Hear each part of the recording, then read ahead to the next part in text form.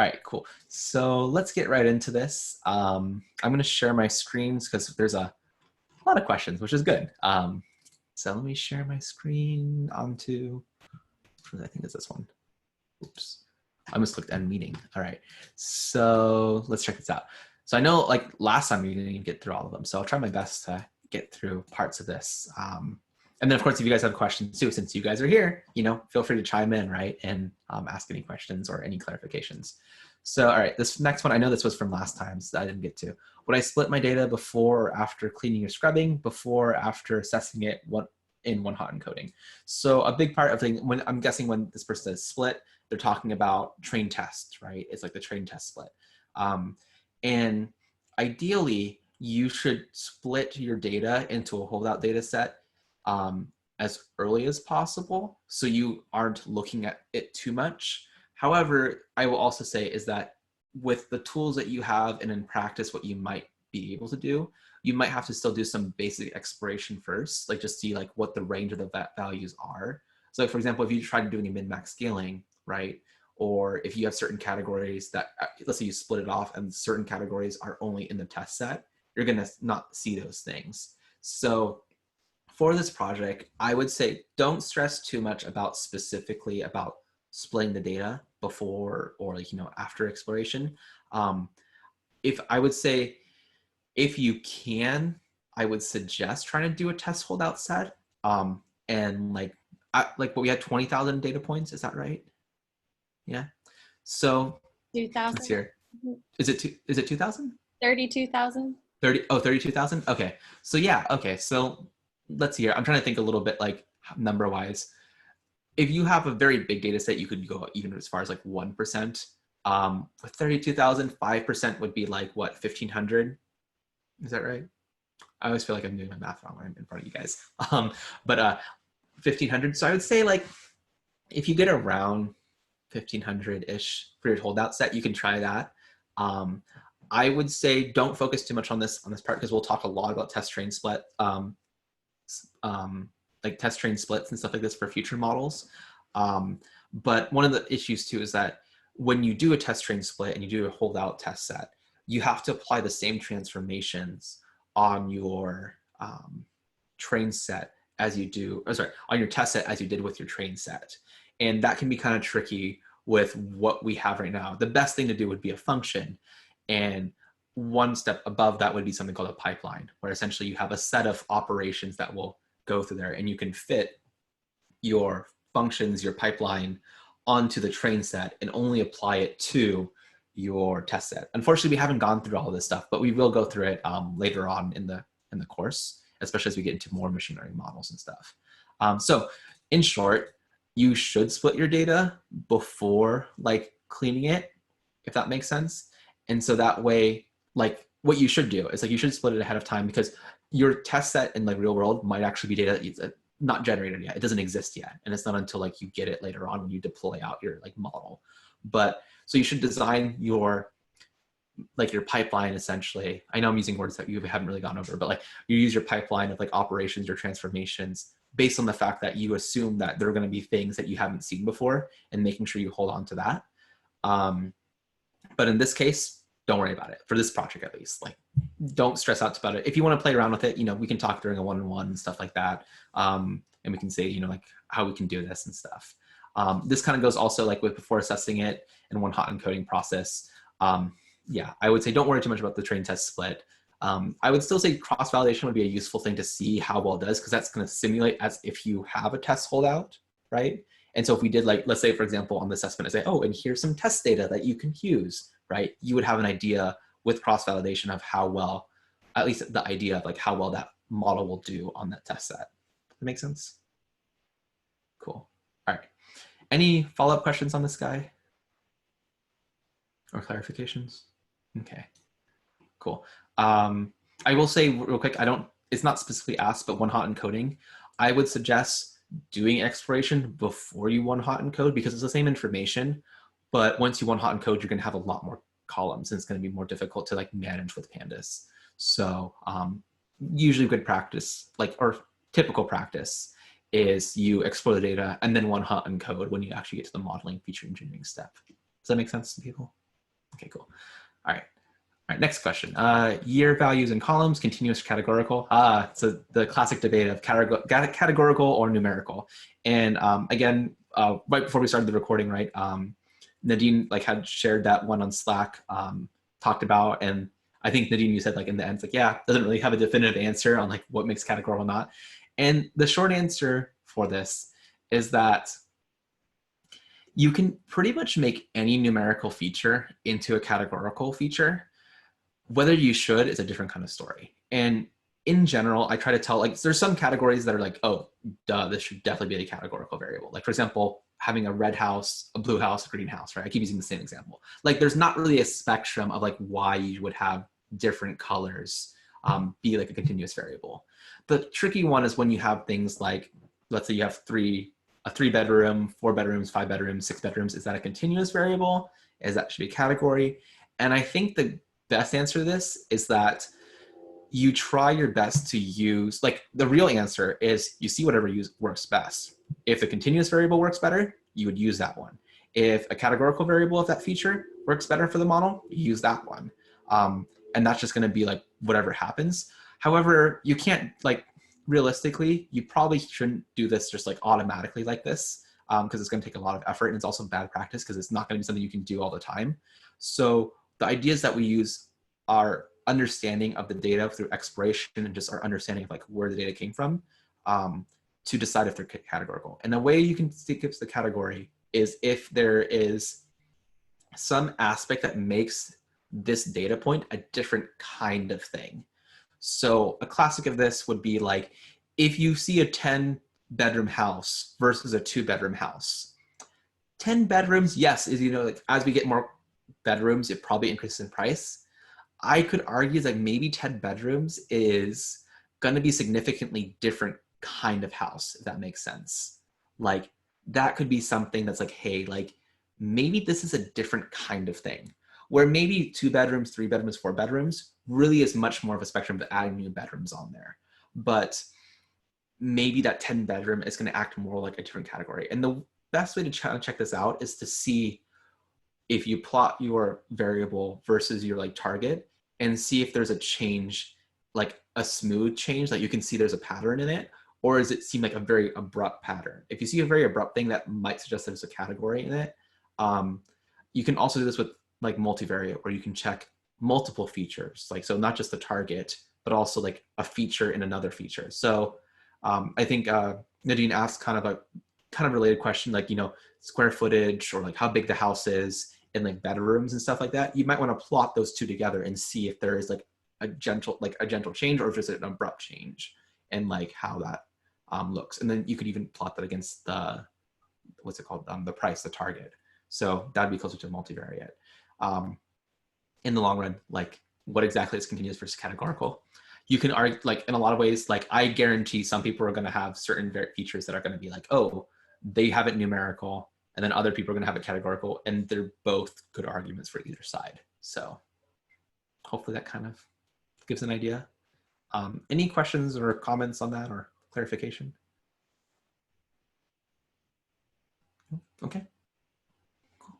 All right. And of course, if you guys realize things too, just let me know. All right. Next question. How are we supposed to display the regression analysis part to the non-technical audience? Okay, this is really good. So part of your project, right, is going to be, you know, like your technical part, which you're going to spend the most time on, most likely. And you're going to build a model. Your goal is to build a model that works well. The second part is really talking about your, taking your information, your analysis, and talking to your non-technical stakeholders. So one thing that you want to do first, before you even go really deep into this model and even exploration, is define your stakeholders. And this is where, like, you know, this is obviously, you know, a project, right? There's not like a literal like stakeholders or whatever, like a business that you're going to be talking to, but you can, I say, like, try to create a scenario, and I'm going to give you guys a scenario for free. So if you want to use this, you can use this. If you have some other scenario, that's awesome. But I like this scenario because it's a good example. Is pretend your stakeholders is like like some investment business, that what they want to do is they want to go to houses, they want to remodel them in such a way and flip them, right, and sell them for a profit. So instantly, that's going to be a different kind of focus that they're going to look at. For example, let's say you find out that this zip code versus this zip code, like this zip code, like if you have the same exact house, like this zip code is going to sell the house more. There's not much you can do with literally, you can't literally take this house and move it over to this zip code, right? That's not going to be a thing that you can do. So there's certain things that like house flippers are going to have to focus on. And so like, for example, like, do they make a decision of like converting a garage into a bedroom, right?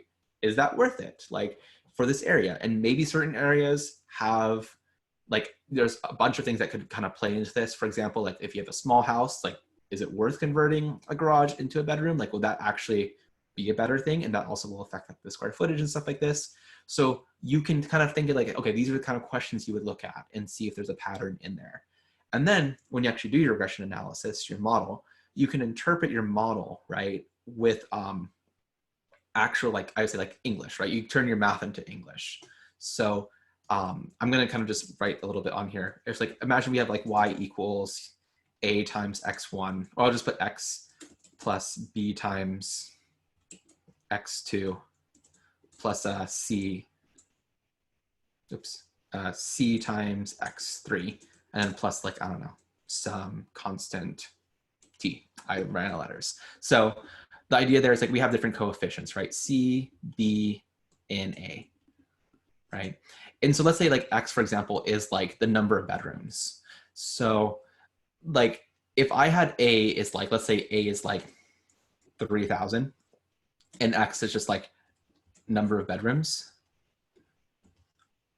Like, and this, I can pull this out the coefficient, right? For like all these things. You guys understand like how to get this equation out from like the linear regression?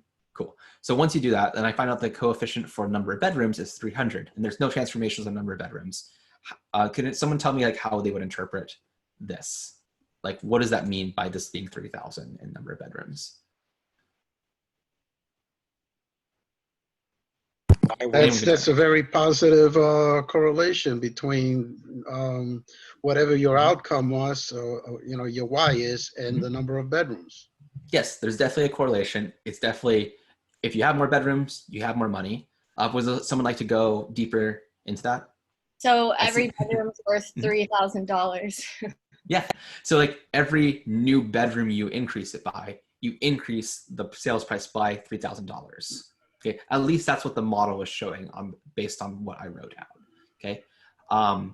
Now that's how you would probably want to talk about it to your stakeholders, right? Your non-technical. You say, hey, like for every bedroom you have in the house, you can expect an extra $3,000 in the sales price. That's the kind of thing that stands out. You should probably not show the equation. Like maybe some stakeholders like have this, like, you know, they understand this, like linear regression. Linear regression is a very common thing, but I would say that's not what you should go first. Instead, you should have in big old letters, like every additional bedroom increases by 3,000, you know, or you can phrase it however you want. But like the thing is like, that's the thing that you want your stakeholders to walk away from your presentation and remember, right? Okay, so this is kind of the way you can kind of interpret this. If I instead had like number of bedrooms standardized, like standard scalars, like normalized, right? So I did normalization for whatever reason on this number of bedrooms, okay? Does anyone know how you would interpret it from this? And I'll put something a little bit easier. Let's say like, well, no, we'll keep it 3,000. So real quick, normalization, I'll call it like norm, number of bedrooms, okay? What does normalization do when we do that to a feature? It standardizes it. It brings it, you know, it's a percentage of a range. I think you're thinking min-max scaling. Oh, I'm sorry. I'm thinking scaling, not normalization.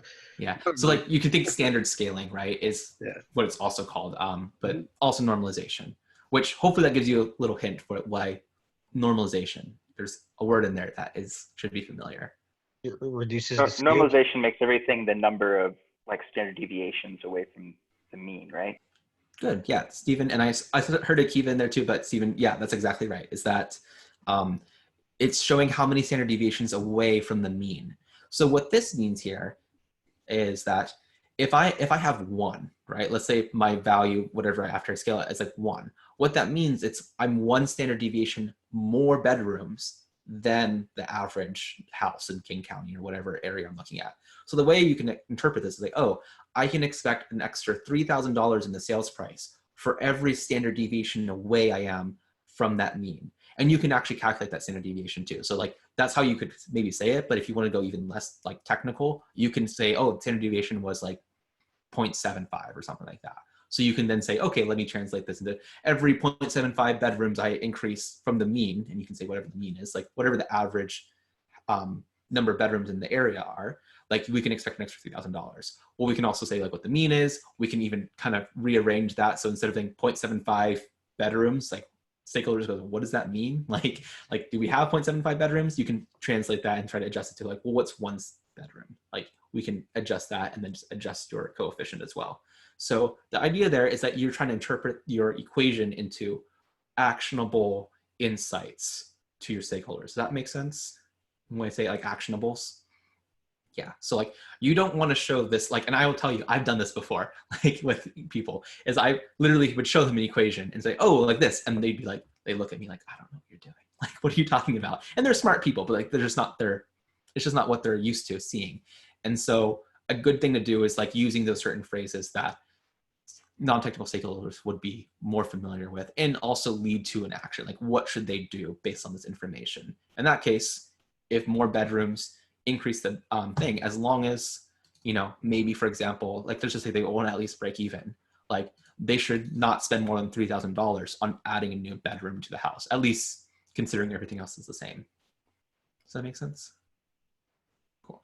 Once you start adding interactions or polynomial terms, it becomes a little bit hard to interpret, which is why I say like, try to start off with the simplest, like not the simplest, but like start off with a relatively simple regression if you can, and see how well that does, and then see you can make more complex. But if your simple regression does pretty much the same like mean squared error, R squared value as a more complex one, I would say try to gravitate towards the more simple one, especially if you're talking to, like your goal is to talk to a stakeholder and what actionables. Because let's say your mean squared error ends up being like an extra, you know, like, or let's say R squared value goes from 0.7 to 0.71.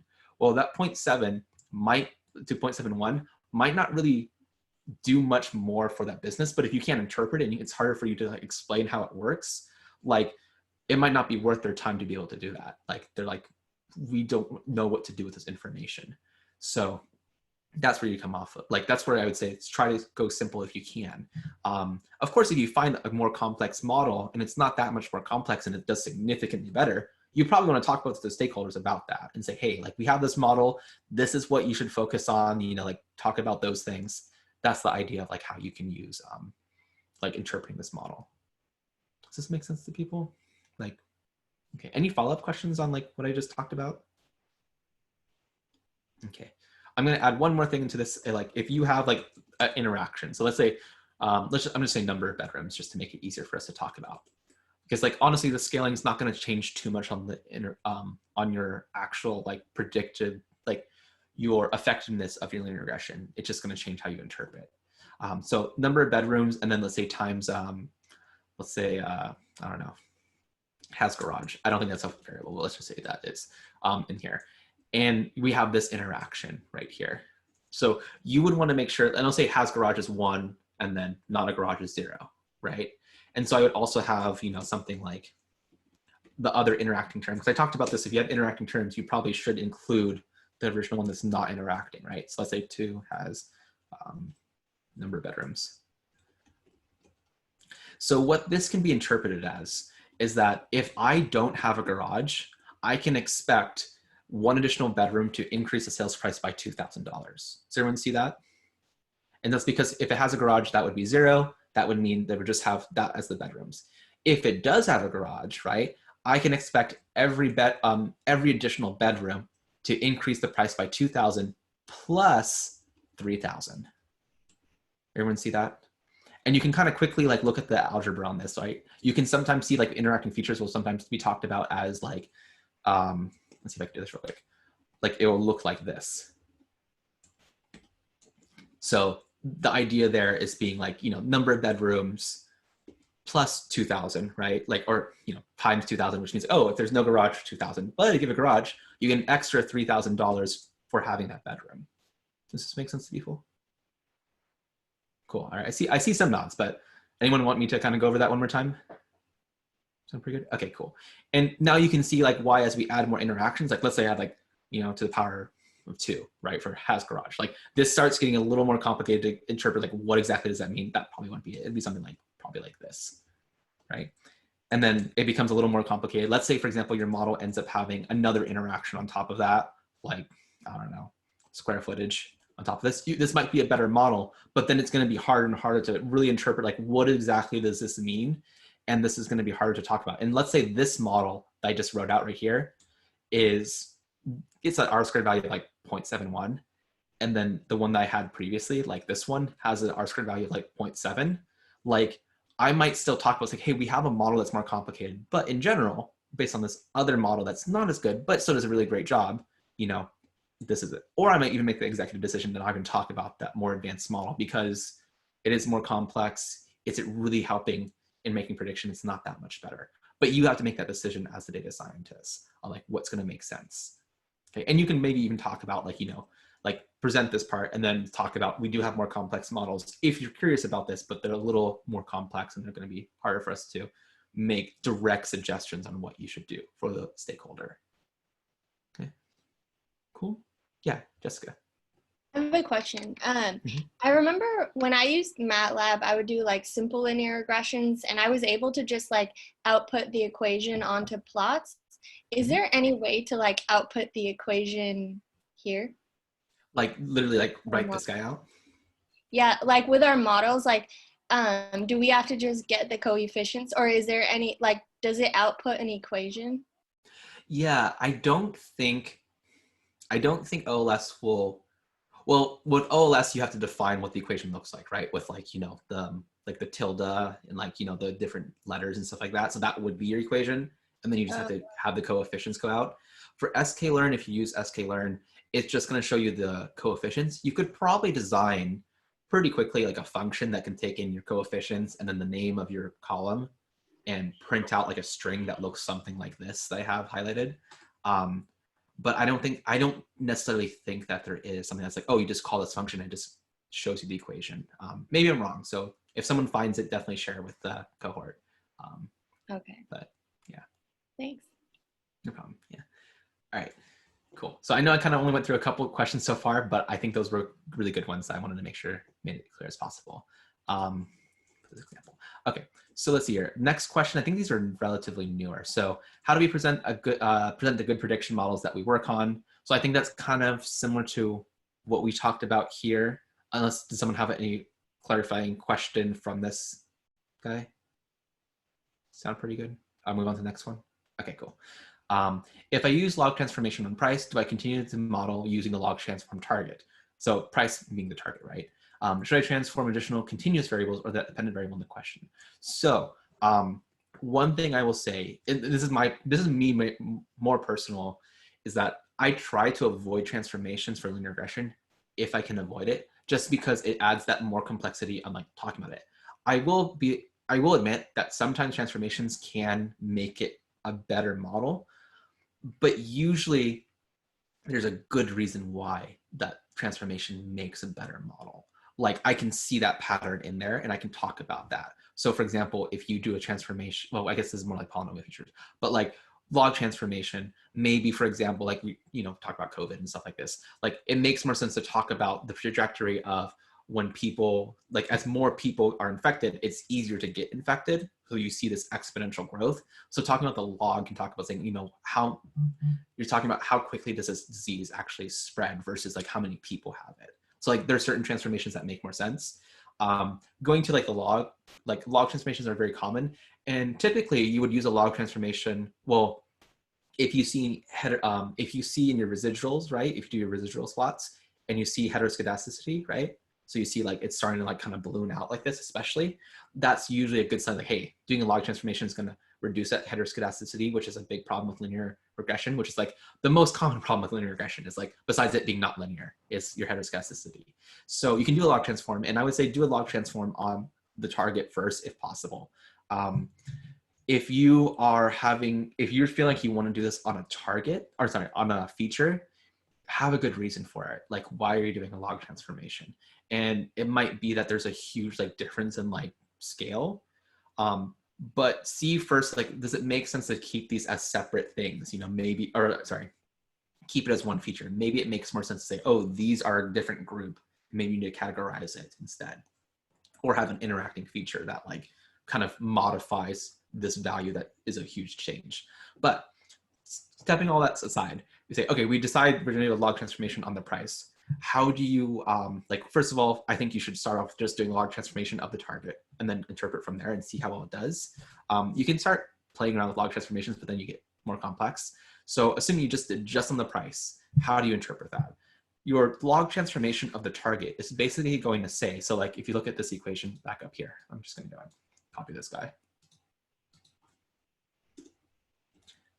And then let's just say I do like log of y. The interpretation is pretty much the same. You can kind of think of this as being like equal to like y prime, like a new kind of y. And essentially what it is like, oh, for every, like, I'm just gonna go back to something like this. Like this. It's like for every one bedroom you have, you increase log y or y prime by 3,000. Okay, like that's kind of like the idea there. It's like, oh, you're just increasing this thing. Now the problem is like, well, what exactly does that mean? Like you probably don't want to talk to a non-technical stakeholder of being like, what does, you know, log y mean? Like, what does that mean, log of the sales price? Like that might be hard to interpret for people. So, or like, you know, like to non-technical. So the way you can kind of explain this is that this is a percentage change over time. So I think this is a good way to kind of show this is like if you do log of y, and I'm going to make it really simple, like equals, let's say 3,000 times x, right? And then let's say we resolve this, right? So we say we want something that looks something like y equals, right?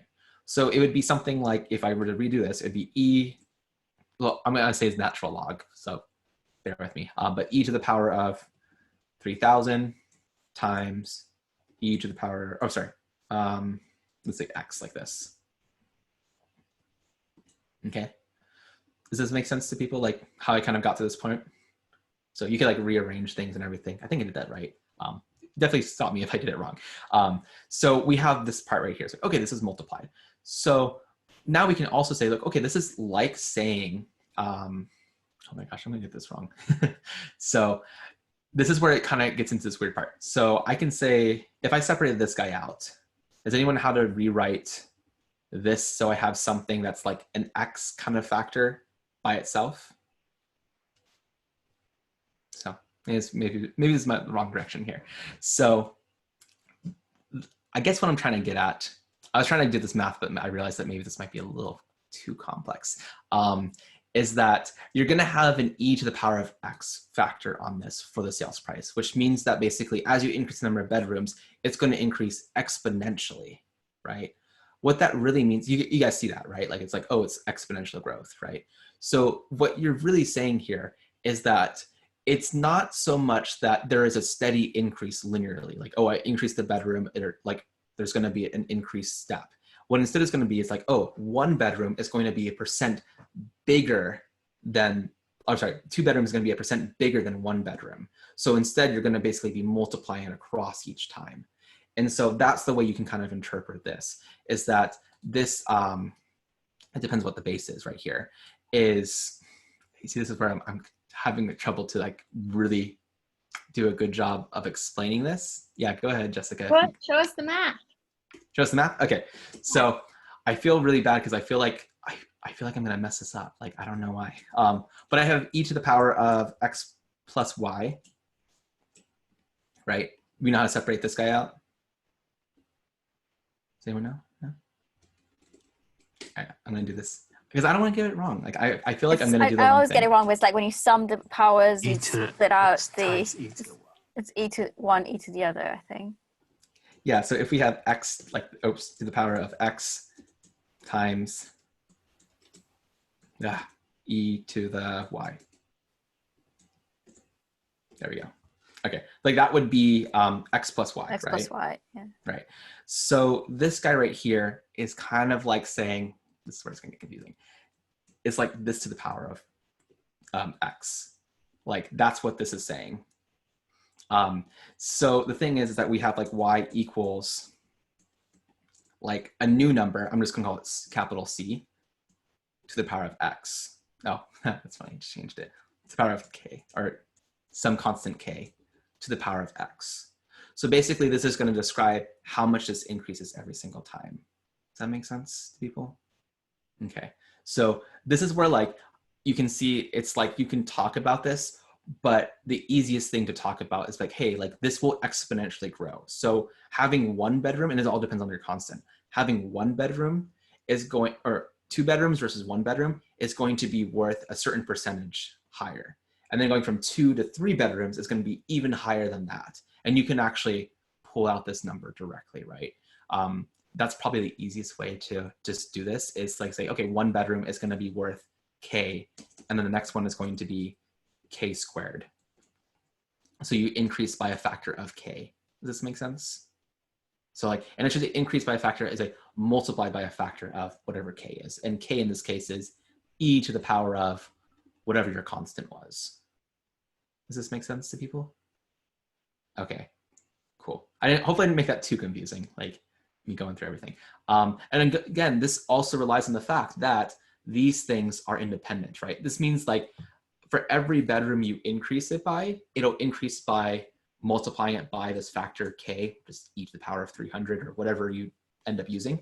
But that relies on the fact that every other thing is constant, right? That nothing else has changed. So these are all zeros. Does that make sense? So reason why I showed this guy down here for like y equals e to the power of x plus y, if I were to solve this for this guy up here, right, I would have something that's like y is equal to e to the power of x, I say x1 plus x2 plus x3. And these all have like, let's say, what I have, c, b, and a. You guys see what I'm talking about right here?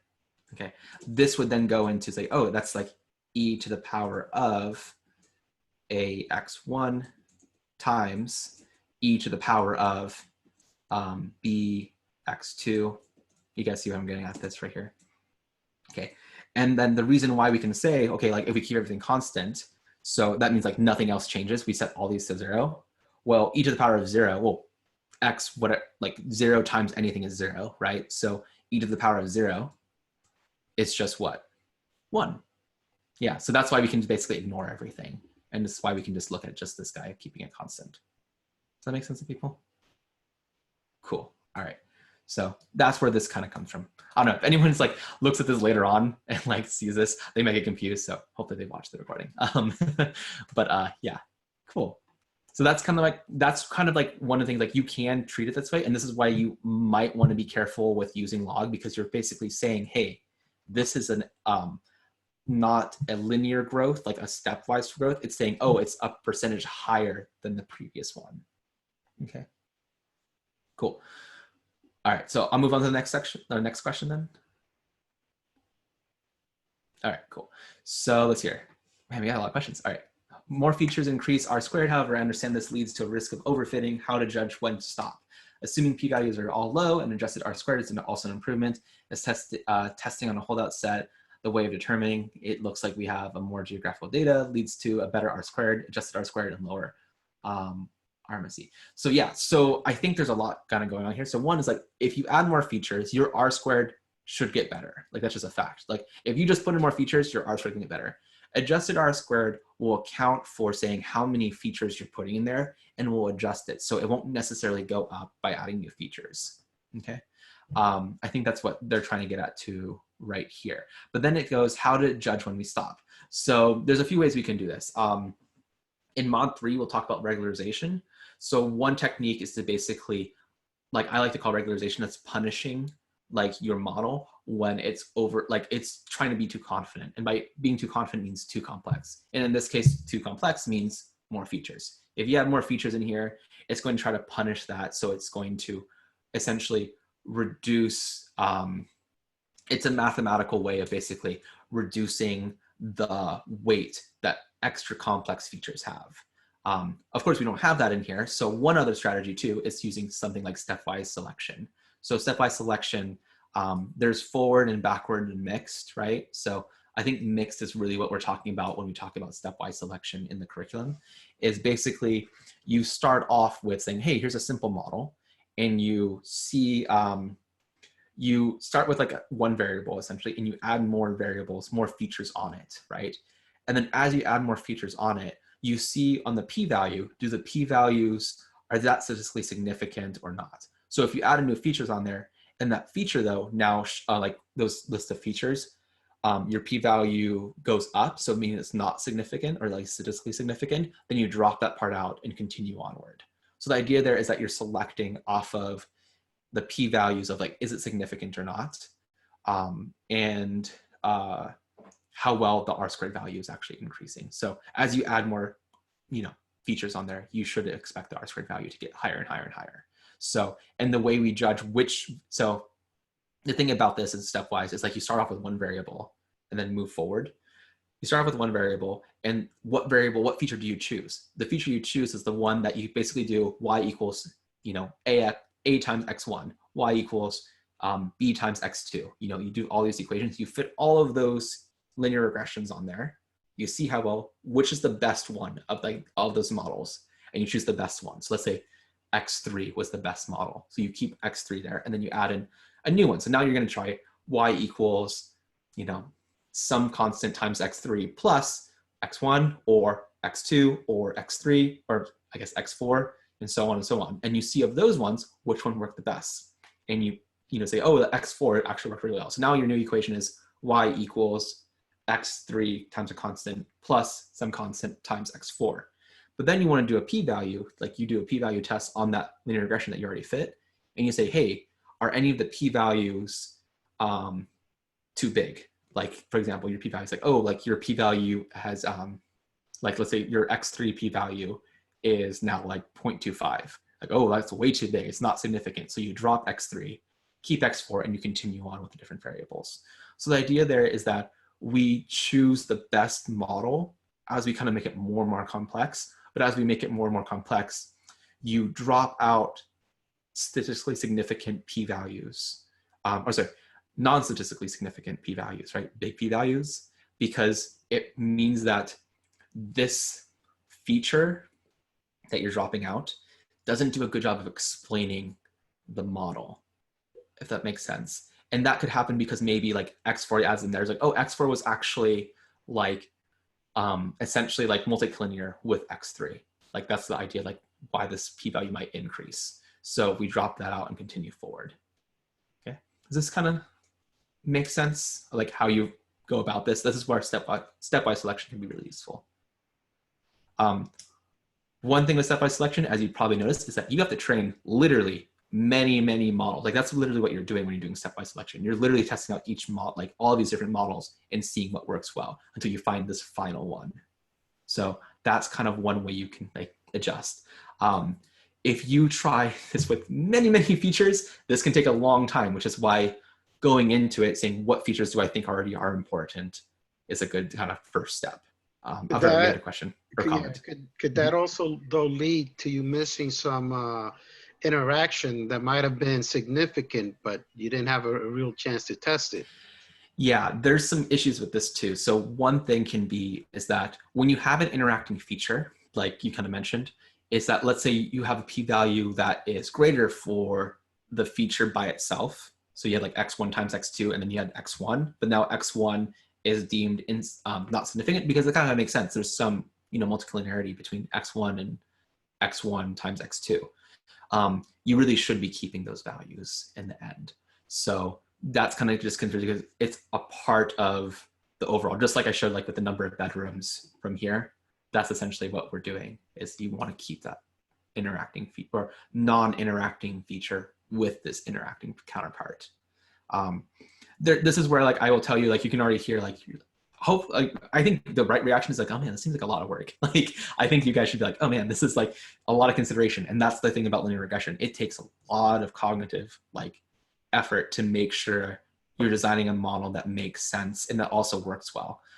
Future models will actually, like machine learning models, we offload that cognitive work to the algorithm itself. And we focus on different parts of the designing of like essentially how we get to the right answer or how we get to the best answer we have. So yeah, anyway, pushing that aside. Yeah, Jessica. And then I think Nadine had a question after too.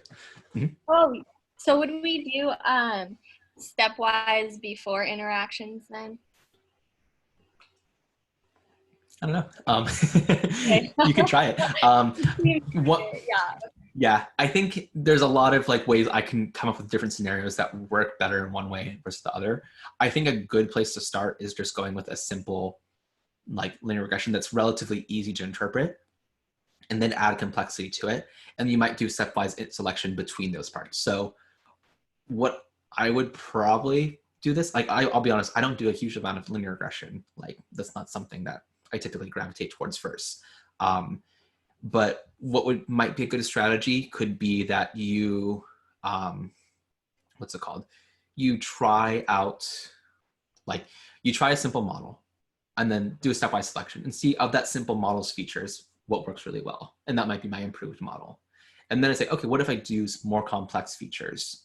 Try that complex one, that linear regression by itself, do stepwise selection on top of that.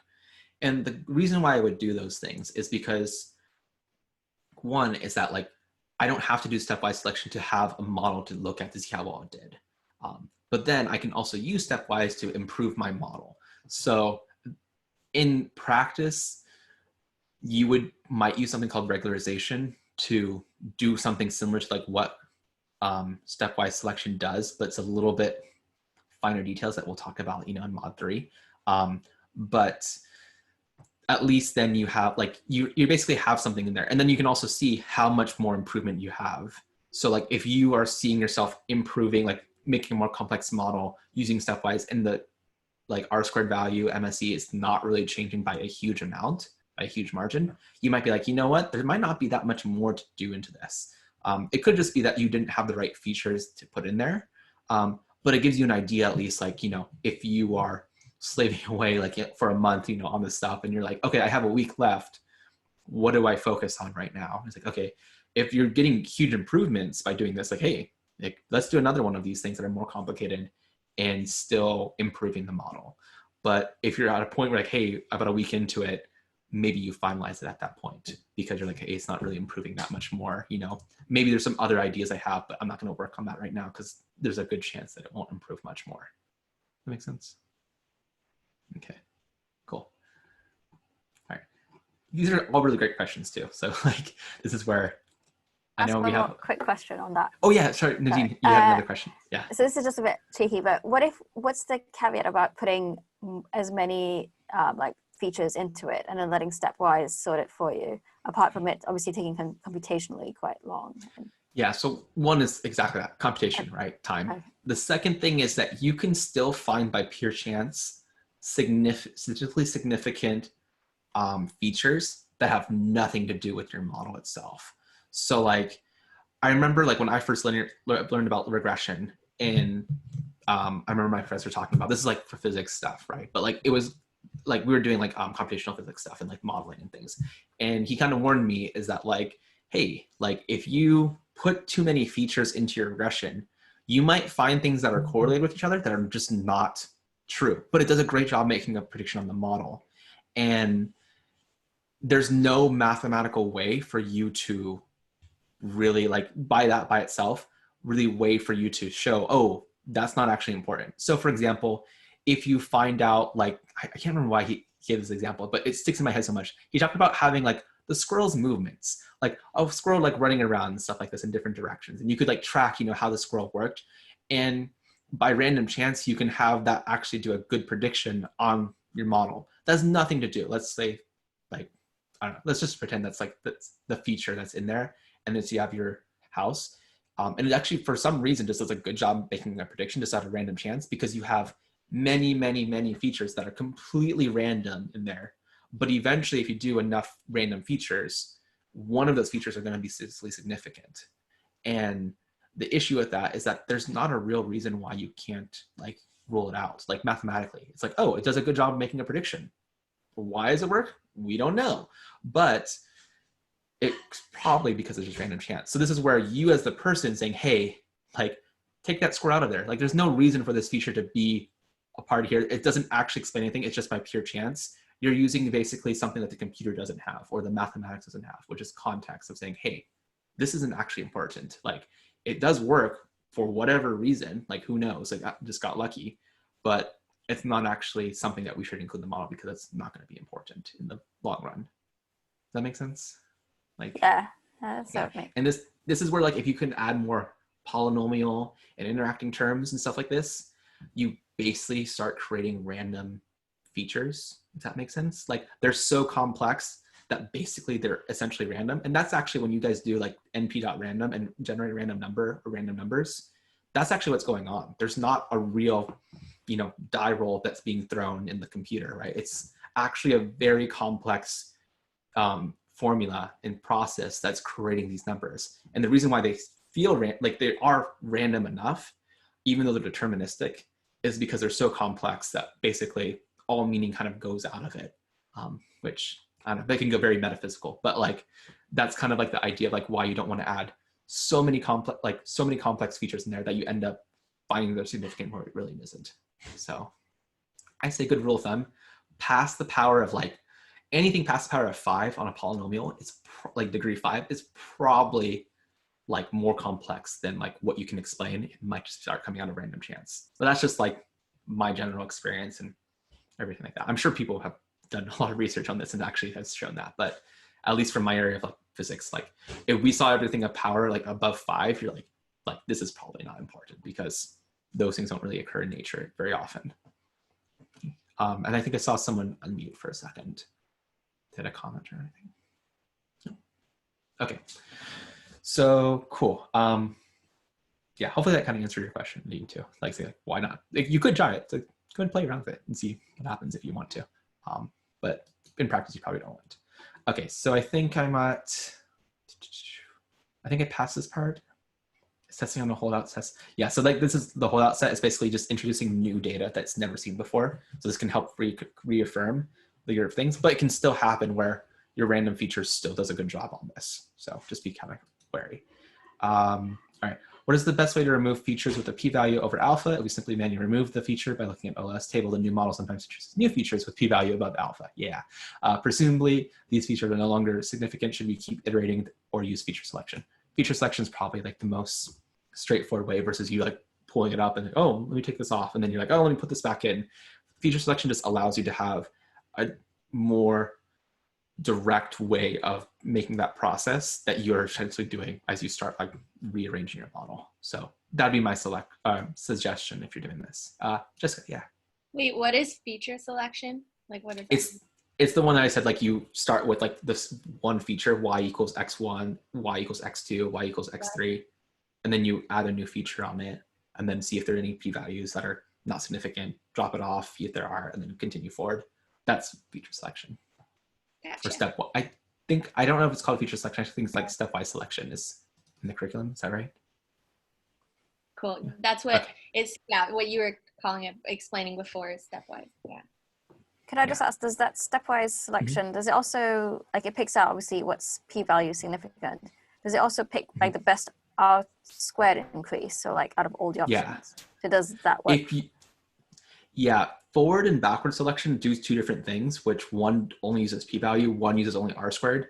The stepwise selection we described in the curriculum, sometimes we call it mixed selection, is basically doing both, where you add features on there that are doing better R squared value, but you drop features out based on the p-value. Does that make sense? Cool, yeah. Okay, cool. All right, so next, moving on. Do you log transform our target price as well? I noticed that's really increased my R squared value. Yeah, so I think we kind of talked about this, right? Do we log transform or normalize our target? In general, when you normalize your like things, you can kind of think that all you're doing is just squeezing the values down, right? Like whether that's like, if you do if you do min-max scaling, that's just simply just squeezing it, right? And when you normalize, you're still squeezing it because you're basically doing X minus the average and then divide by the standard deviation, right? That's how you get, normalization for your feature. But all you're doing essentially is you're moving it by the average. You're just kind of scooting your values over off to the left or right, and then just scaling it down by the standard deviation. So it's not really changing the shape of your data, if that makes sense. So in theory, linear regression should not really be affected by its predictive, as long as it's actually solving for the line of best fit, like actually solving for it, not just guessing for it. Later on in the curriculum and for machine learning models, the process of actually finding the right answer relies on basically keep guessing until we get to a good enough answer. And that relies on the fact that if values are very large or very small, it can be difficult for the machine learning algorithm to find that best, like basically guess to the right answer. It just basically overshoots or undershoots way too often. But normalization shouldn't affect it. But log transform. Yes, log transform could help your prediction. It's a good thing to start off not with it. Check basically linear regression, stuff like that. And then if your heteroscedasticity looks pretty good, like it's not heteroscedastic, it's homeoscedastic on the residuals, then, and you still want to do a log transformation, you can do it and see if it does affect it. But also, if you're doing a log transformation, think about like, does this make sense? Like what I'm doing to this transformation, does this make logical sense of what I'm doing? And then see if the model, does perform better. If it's significantly increasing it, like this is talking about, really increasing my R-squared value, then maybe there is something being said here. But also maybe there's other features you could have put in there that would have done the same increase in R-squared value. But if you do see something like a big increase like this, try to reason it, like try to figure out like, why would that be true? Like what's going on here that's increasing my R-squared value so significant, especially if it's significant, there should be some connection that you should be able to find pretty quickly. Victor? Yeah. Mm-hmm. So if you have a coefficient that's like very skewed, I mean, should you just like always normalize that? Like, you're talking about like your features are skewed and like the distribution? Yeah. Like one of them is very skewed. Yeah, so this is where I think a lot of people misinterpret when we talk about like normality assumption, for example. You can have skewed data that you're testing against, like actually during linear regression. Like, I'm not saying that it won't affect it. I'm just saying that there's not a particular reason why linear regression can't do a good job modeling it. So one issue, the reason why doing a log transformation, which is usually a good way to get rid of skewness, is that you are downplaying extreme values. But it's almost like getting rid of outliers, but not really getting rid of them. Mm-hmm. And where maybe it made more sense to actually treat those as outliers versus just doing a log transformation. That'd be kind of my argument for it. Yeah, and it's kind of confusing because you sometimes might read something that makes it sound like, oh, you do a log transformation because the data's skewed. Yeah, you like it, right, yeah. Where really it's like they're really just treating outliers, like basically punishing very extreme values. So I'd say log transformations can be super powerful, but like I would say for practice is try not to use, like this really powerful like tool if you can figure other things out. Gotcha. Cool. Thanks. Yeah. Jessica. So I noticed like if a data set has a lot of zeros, it's not able to log transform it. So if it's like skewed towards 0, it just outputs like nan. So when that happens, do we always just bin it, or is there any other way to like work with that? Yeah, so like you say like, hey, there's a reason why I want to do a log transformation, and it's but it's going to give basically log of 0 is going to be like negative infinity or not a number, right? Like a nan value. And you're saying like, what do you do in that case, right? So one thing you can do, there's a couple of things. One is that you could just like add 1 to it and then do the log transform of that, because then basically log of 1 is just going to be 0. So as long as you don't have negatives, right? If you have like 0 and then like positives and then also a negative side, then that's going to cause issues as well, right? Another solution that is kind of like a good hack, that kind of I think is like kind of a smart way, is the square root function actually performs relatively similar to like the log function in the sense of punishing high values. And the square root function is going to work well for, every value that's not negative. So if you have a lot of zeros, you could try doing a square root and that might do effectively the same thing. Yeah, that'd be kind of like what I guess if you decide like, oh, I definitely need to do some log transformation or something like that, you can either add a number to it do a log transformation or do something like a square root. Or if you want to punish it more and you have negative numbers, another kind of quick hack on the hack is do the cube root. So you can do something like that. And that does something similar, but just kind of know that you again are transforming the data in such a way that might not be as interpretable. So just kind of be aware of those things. Okay, great, thanks. All right. For the record, like those things are like used a lot in time series. Like you'll see people do square roots and log transforms and cube roots because of time series. It's just easier to deal with that. Okay. All right. I know we're kind of at time, but let's see. I think we stopped right here.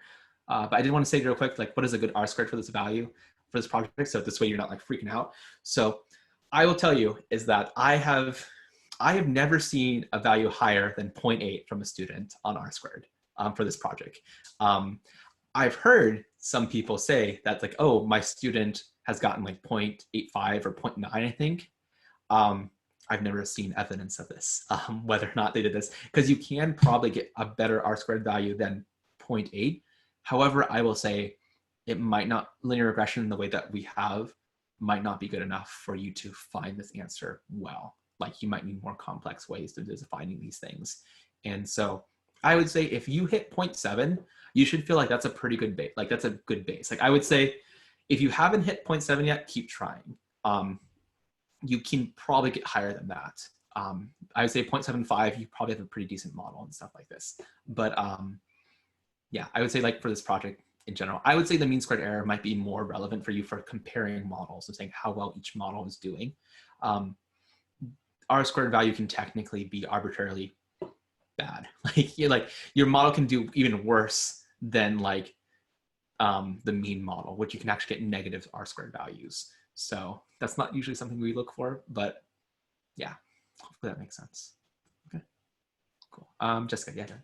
Okay, I know we're at time and it looks like the person after me said following the above, which is my question. So like for the RMSE, do we want to look at that? So like it gives me my log transformed price, but then I switch that back. So like what dollar amount range should we be like aiming for? Yeah, so like let's say you didn't do a log transform, just like what's the range on that place? Yeah. So one quick way to kind of check like what's the average error is just take the square root of the RMSE. And so I would say that's going to give you a good idea of what scaling you have. So let's say you have the square root of the RMSE, right? And you get something like 2,000, right, for this project.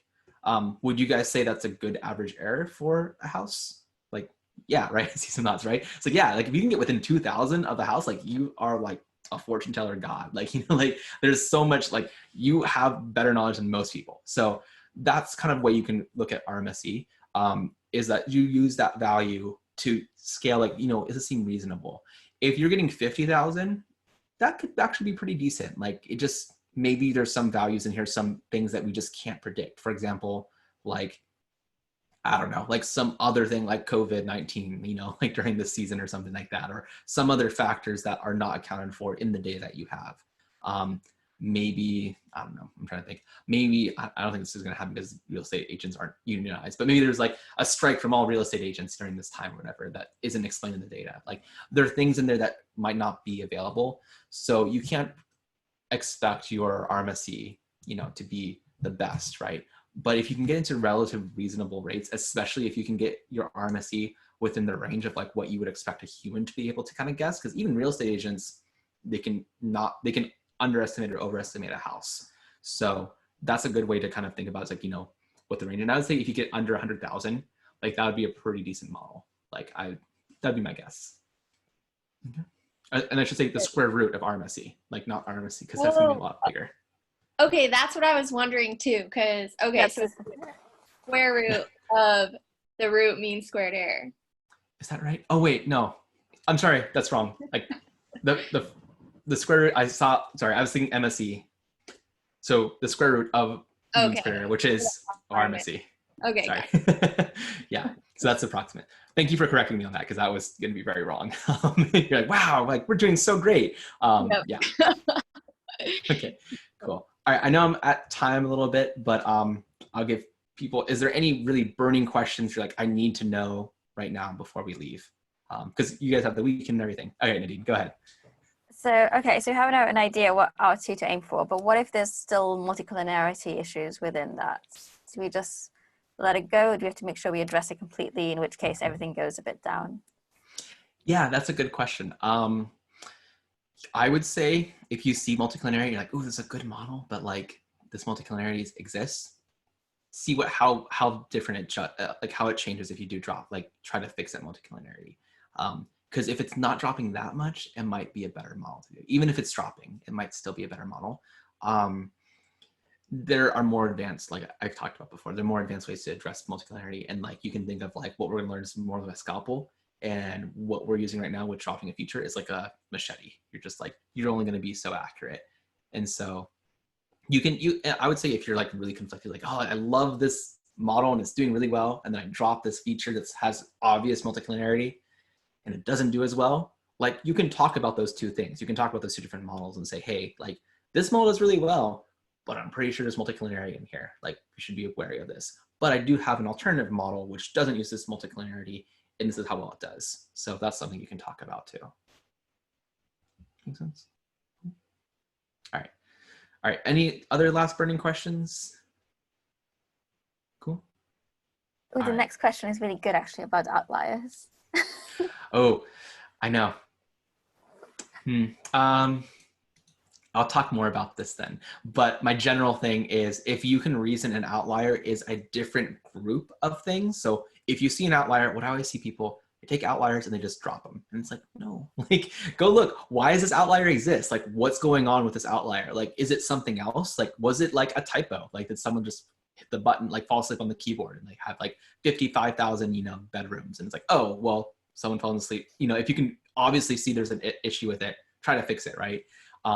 Your main thing with outliers, which is why you can see like above 3, your outliers are supposed to represent if it's a different kind of thing, if that makes sense. Like it's like, for example, if we had like houses and then like some apartment buildings got mixed into this data set, you would see significantly different. Like you might see something like, oh, this has 20 floors, or like something like that. And you're like, whoa, like what the heck's going on here? And like, oh, this is an apartment building, which is a different kind of like thing that might not be in your data set. So it's important to investigate your outliers. This general rule, I've seen people say like, 3 standard deviations above, the mean, which is what the z-score is. A z-score is like 3 standard deviations, right? In this case, I also seen like 1.5 times the interquartile range. And those are good like factors to be like consider, but in general, you should have a good idea like why it's an outlier and say like, oh, I'm getting rid of it because it's a different kind of group of things. It's a different thing that's not accounted for the rest of the population, if that makes sense. Is that, I don't know if that's clear. Okay, I guess I kind of went through it pretty quickly. I'll say we talked about it. Yes. For price, like it's also for price, same idea is that like, if, for example, if you see mansions, is that really going to be the same level as like a 2-bedroom house? Like I would say, maybe it's a really different kind of thing. So maybe it makes sense to drop this out. And if you're not sure, what you can always do is remove the outlier, do the regression model, and then keep the outlier there, do the regression model and see how much change there is. Like that's kind of a good idea, like just to see that difference if you're really not sure. Okay. Cool. All right, I'm gonna cut it there because I'm guessing no one else has some major, ignore these other questions at the bottom. I'm pretty sure they're all great questions too, but I'm assuming that everyone's got their main stuff answered and stuff. And of course, if you guys have more questions, talk on Slack and stuff like that. I know the weekend's coming up and everything, but I guarantee you guys are all gonna be working on this stuff. So use each other, right? And feel free, like if you guys ever want to, make your own study. Like if you want to, for example, like say, hey, there's like 5 of us that really want to like get together on Saturday and like have like an informal conversation, like without me, which is perfectly fine. You can make your own study groups on Learn. You guys know you can do that, right? Or know how to do that? I'll show you guys real quick. Like it's really quick. If you go to LearnCo, create a study group, you go to study groups, right? So you guys all see where I'm going. And then you can create a new study group. You guys should be able to do this too. And then you can just fill this out here. The biggest thing is the meeting URL. If you guys need a URL, just let me know. I'll also give it to you guys, or you can use your own. Just know, I think the free version of Zoom, I think it limits 40 minutes per session. Okay, see nods. So everything else will be fine, but if you do use your own, just know that 40 minutes is going to kick you out, I think. So if you need something longer, just let me know and I can give you guys a link that you can use. Okay, cool.